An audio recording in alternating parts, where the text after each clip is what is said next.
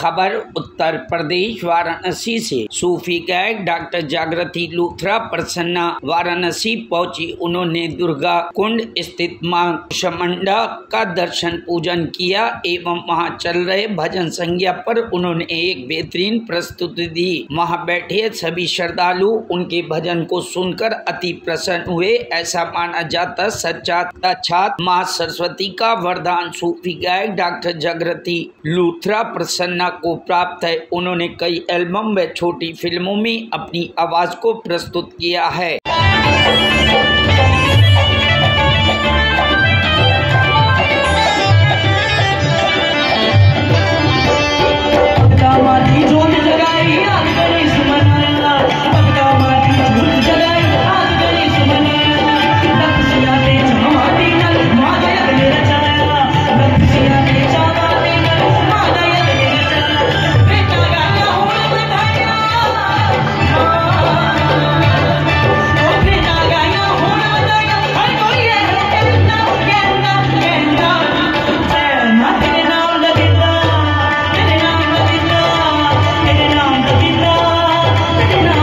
Bureau report, news hub Bharat.